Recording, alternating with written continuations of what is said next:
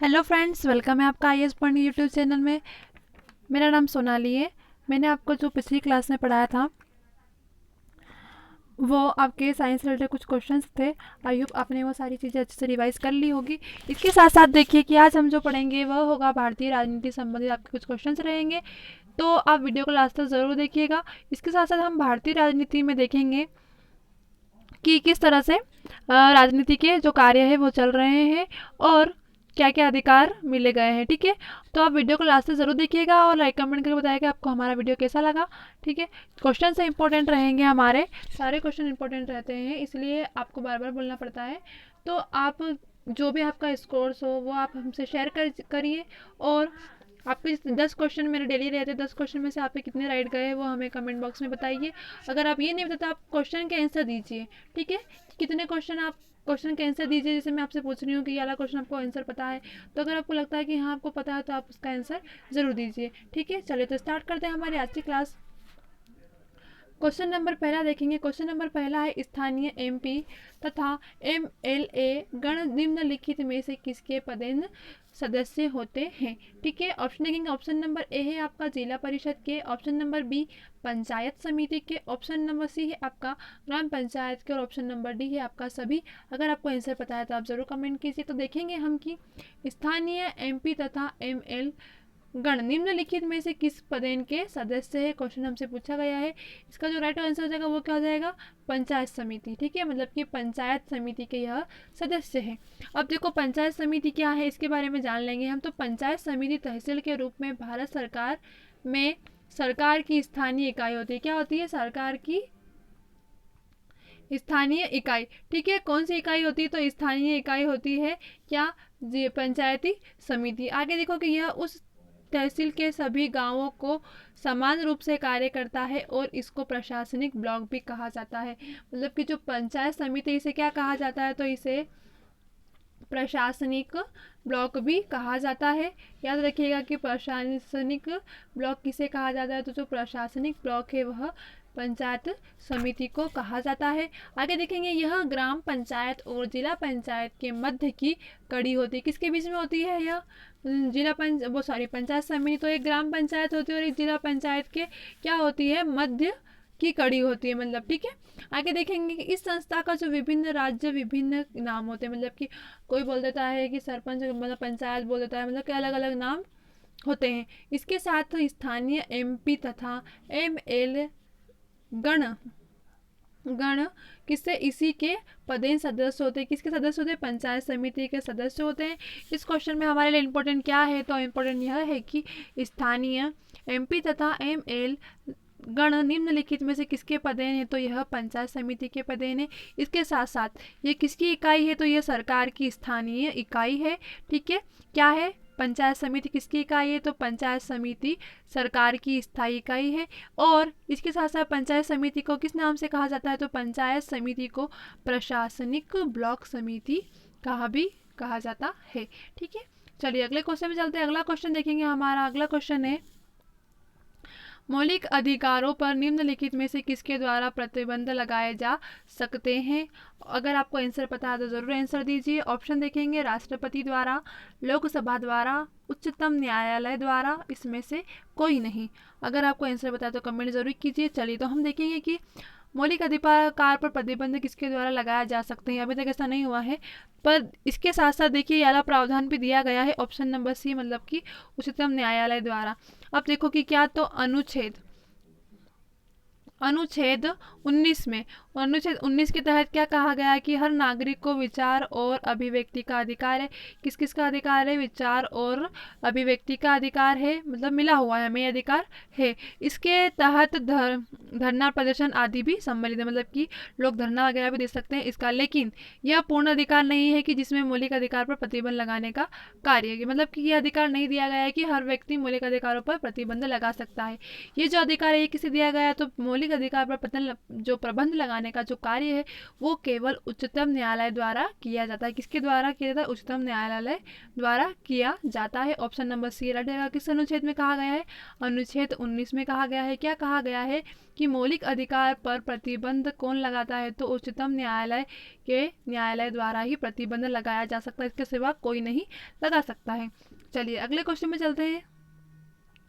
अगला क्वेश्चन हमारा है, निम्नलिखित में से किस क्षेत्र स्थानीय निकायों पर राज्य सरकार का कोई नियंत्रण नहीं होता है? मतलब क्या पूछेगा, राज्य सरकार का नियंत्रण कहाँ पर, स्थानीय निकायों पर कहाँ पर नहीं होता है। ठीक है, ऑप्शन देखो। ऑप्शन नंबर है आपके नियम निर्धारण, कर्मचारियों के प्रकरण, आर्थिक प्रकरण और नागरिक की शिकायतें। ठीक है, तो अगर आपको आंसर पता है ज़रूर बताइए। अब देखो कि इसका राइट आंसर क्या है। इसका जो राइट आंसर है होगा वह नियम निर्धारण, मतलब कि नियम का निर्धारण। ठीक है, अब देखो कि क्या होता है कि यह एक सेंट के अनुसार जटिल प्रणाली का प्रबंधन है। कि कौन सा प्रबंधन है? अब नियम निर्धारण क्या है इसके बारे में जान लेंगे हम। तो यह एक सेट के अनुसार जटिल प्राणियों, जो जटिल प्रणालियाँ होती है उनका क्या है? प्रबंधन है। कौन? नियम निर्धारण। ठीक है, जो सिस्टम सिद्धांत के जीव विज्ञान और समाज के विभिन्न क्षेत्रों में इस प्रकार के नियम मौजूद है, जिसमें क्या होता है, जिसमें स्थानीय जो निकाय है पर राज्य सरकार का जो नियंत्रण है वह नहीं होता है। क्या है? यह एक जटिल छोटी भाषा में कहा जाए तो यह क्या है? तो यह एक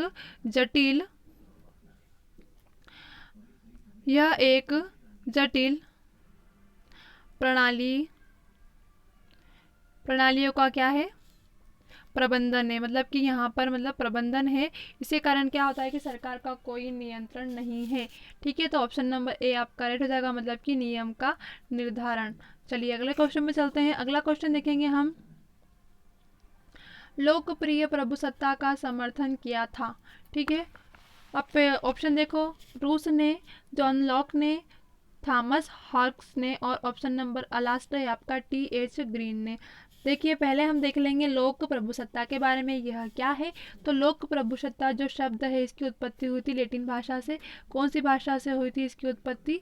लैटिन भाषा से हुई थी, ये चीज़ आप याद रखिएगा। इसके साथ साथ लैटिन भाषा किससे? तो लैटिन भाषा के सुपर न्यूज से हुई थी। ठीक है, जिसका अर्थ क्या होता है? देखो संप्रभुता का अर्थ क्या होता है? सर्वोच्च सत्ता।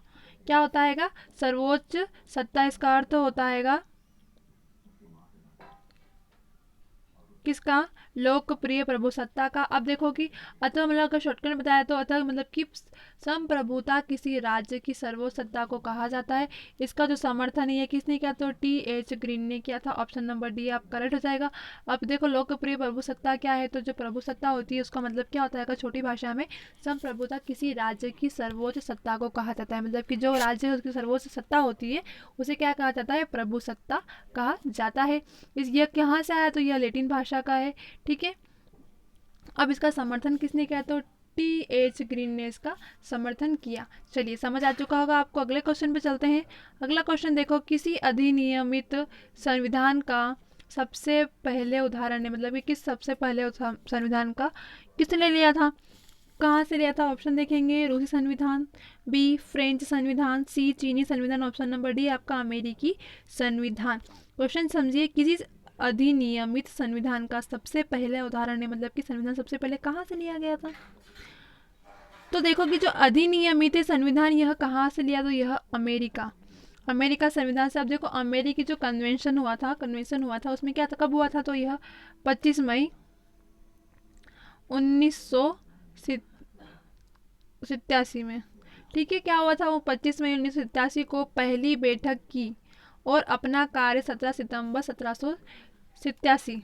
ठीक है, क्या हुआ था कि पहली बैठक कब की गई? तो पहली जो बैठक की गई थी वो 25 मई को जब पहली बैठक की तो अपना कार्य कब हुआ था? तो कार्य हुआ था 17 सितंबर 1787 को, अर्थात 4 महीने के भीतर। मतलब 4 महीने हो गए, मई से लेकर सितंबर तक 4 महीने हो चुके हैं। तो क्या हुआ, इस समय इन्होंने क्या कहा था? अपना 4 महीने में पूरा कार्य कर लिया था। इसके बाद क्या हुआ था कि जब कनाडा का संविधान हुआ, कब कनाडा के संविधान में पहली बैठक हुई थी, तो वह कब हुई थी? कनाडा का भी देख लीजिए आप, 10 अक्टूबर 10 अक्टूबर 1864 में कनाडा में हुई थी। ठीक है, तो इन्होंने जो कार्य किया था ना वो 2 वर्ष और 5 महीने में किया गया था पूर्ण। कब? 1887 में संविधान को कानून बनाकर तैयार कर दिया गया था। अब हमसे पूछा गया है किसी अधिनियम में संविधान का सबसे पहले उदाहरण है। सबसे पहले कौन सा है? अमेरिकी। कब हुआ था? 25 मई 1787 को पहली बैठक हुई थी। अब इसका कार्य कब तक हुआ था? 17 सितंबर 1787 को इन्होंने क्या करा था? 4 महीने के भीतर इन्होंने अपना कार्य पूर्ण कर लिया था। ठीक है, तो ऑप्शन नंबर डी आपका राइट हो जाएगा, मतलब कि अमेरिकी संविधान। चलिए अगले क्वेश्चन में चलते हैं। अगला क्वेश्चन देखेंगे हम, किसी राज्य के राज्यपाल को निम्नलिखित में से किसकी शक्ति नहीं है? ठीक है, ऑप्शन देखेंगे, विधानसभा भंग करने की, विधानसभा स्थगित करने की, विधानसभा बुलाने की और विधानसभा सत्यावसान करने की। ठीक है, अगर आपको आंसर पता है तो आप ज़रूर बताइए। तो हम देखेंगे कि जो राज्यपाल के पास एक तो मृत्युदंड को क्षमा करने की शक्ति नहीं होती। ठीक है, क्या शक्ति नहीं होती है? इस मृत्युदंड को क्षमा नहीं कर सकते। दूसरा क्या आता है कि राज्यपाल के पास विधानसभा को स्थगित करने की शक्ति नहीं होती है, मतलब कि विधानसभा को वो स्थगित मतलब कि रोक नहीं सकता है। इसके साथ साथ एक और कार्य जो है जो राज्यपाल नहीं कर सकता है वह क्या है कि मृत्युदंड को क्षमा नहीं कर सकता है। कौन? राज्यपाल। ठीक है, तो ये 2 चीज़ें आप याद रखिएगा। ऑप्शन नंबर बी आप करेक्ट हो जाएगा कि राज्यसभा के पास विधानसभा को स्थगित करने की शक्ति नहीं है। अगले क्वेश्चन पे चलेंगे हम, भारतीय राजनीति व्यवस्था की विशेषता है। मोस्ट इम्पोर्टेंट क्वेश्चन है आपका यह कि भारतीय राजनीति व्यवस्था की जो विशेषता है वह क्या है? जातीय और धर्म, क्षेत्र और राष्ट्रीय हित और धर्म और जाति, धर्म और राष्ट्रीय हित। अब देखेंगे कि हम जो भारतीय राजनीति व्यवस्था है यह क्या है, फिर इसके बारे में जान लेंगे। तो भारत की राजनीति संविधान है ना, संविधान के ढांचे में काम करती। किसके? संविधान के। जो भारत की राजनीति वो किसके ढांचे पर कार्य करती है? तो यह संविधान के ढांचे पर कार्य करती है। आप सभी ये चीज़ जानते हैं। आगे देखेंगे हम, जहाँ पर राष्ट्रपति प्रमुख होता है। कौन प्रमुख है हमारे भारत का? तो हमारे जो प्रथम नागरिक है वह कौन है? राष्ट्रपति। तो वह कौन होंगे? हमारे प्रमुख होंगे, है ना। चलिए आगे चलते हैं हम। और जो प्रधानमंत्री होते वह कौन है? तो वह सरकार के प्रमुख होते। राष्ट्रपति जो है वह संविधान के प्रमुख होते हैं और जो प्रधानमंत्री है वह सरकार के प्रमुख होते हैं। ठीक है, दोनों में अंतर है। आगे देखेंगे हम कि भारत एक संघीय संसदीय है, लोकतांत्रिक और गणतंत्र है, जिसमें क्या होता है कि जाति, धर्म और राष्ट्रीय हित प्रमुख है। मतलब कि जाति को लेकर कोई भेदभाव नहीं है, धर्म को लेकर कोई भेदभाव नहीं है और राष्ट्रीय हित को लेकर कार्य किए गए हैं। मतलब कि सभी को अपने अपने जाति धर्म के अनुसार अपने कार्य कर सकता है, वह उसे यह मौलिक अधिकार हमारे मतलब किसी प्रकार का कोई भेदभाव नहीं है। तो इसकी क्या विशेषता है? हमें मतलब चारों विशेषता है, जाति और धर्म भी है, ठीक है, राष्ट्रीय हित भी है। तो ऑप्शन नंबर डी आप करेक्ट जाएगा, मतलब कि जाति, धर्म और राष्ट्रीय हित यह राजनीति व्यवस्था की क्या है? विशेषता है। चलिए अगले क्वेश्चन में चलेंगे। अगला क्वेश्चन हमारा है, गोवा भारतीय गणतंत्र का हिस्सा कब बनाया गया था? चलिए देख लेंगे कि गोवा भारतीय गणतंत्र दिवस का हिस्सा कब बनाया गया था। ऑप्शन देखो 1961, ऑप्शन नंबर बी है आपका 1947, ऑप्शन नंबर सी है आपको 1950 और ऑप्शन नंबर डी है आपको 1963। ठीक है, अब देखिए कि भारत की जो तीनों सेनाएं कौन सी? जल, थल और वायुसेना। ठीक है, ये 3 जो सेनाएं हैं इन्होंने क्या कहा था? 19 दिसंबर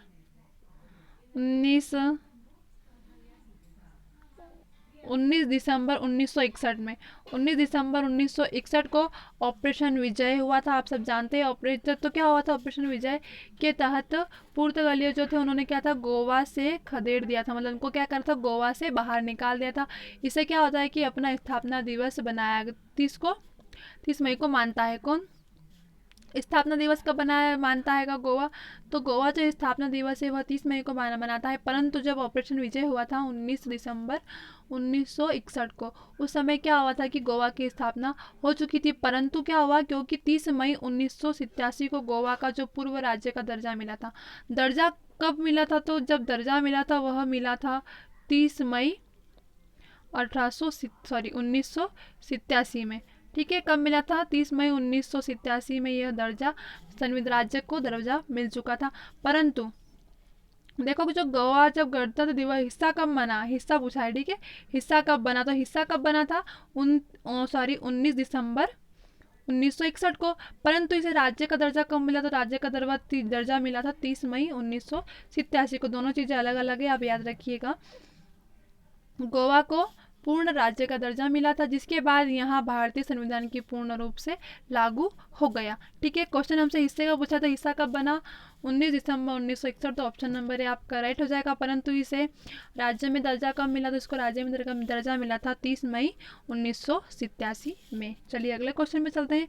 अगला क्वेश्चन है हमारा, निम्नलिखित में से कौन भारतीय संविधान की समवर्ती सूची में रखा गया है। अगर आपको आंसर पता है तो आप जरूर बताइए। जनसंख्या नियोजन, ऑप्शन नंबर बी है आपका जनसंख्या नियोजन तथा परिवार नियोजन, ऑप्शन नंबर सी है आपका आर्थिक कर, ऑप्शन नंबर डी है आपका राजकोष, ठीक है। तो छोटा सा आंसर है इसका, और आपको शायद ये आंसर पता भी होगा, पढ़ा था मैंने। निम्नलिखित में से कौन भारतीय संविधान का समवर्ती सूची में रखा गया है, तो किसे रखा गया है, तो जो समवर्ती सूची में रखा गया है ना, वह है जनसंख्या नियोजन तथा परिवार नियोजन। ऑप्शन नंबर बी आप करेक्ट हो जाएगा, क्योंकि जनसंख्या नियोजन और परिवार नियोजन इन्हों भारतीय संविधान की समवर्ती सूची में रखा गया है। ऑप्शन नंबर बी आप करेक्ट हो जाएगा। आई होप आपको आज के भारतीय राजनीति के सारे क्वेश्चन समझ आ चुके होंगे। अगर आपको इससे रिलेटेड कुछ क्वेश्चन आपको पूछने हैं, अगली क्लास में हम इसके आगे क्वेश्चन पढ़ेंगे, तो आप ये वाला जो चैप्टर है इसे अच्छे से याद कर लीजिएगा। चलिए मिलते हैं कल।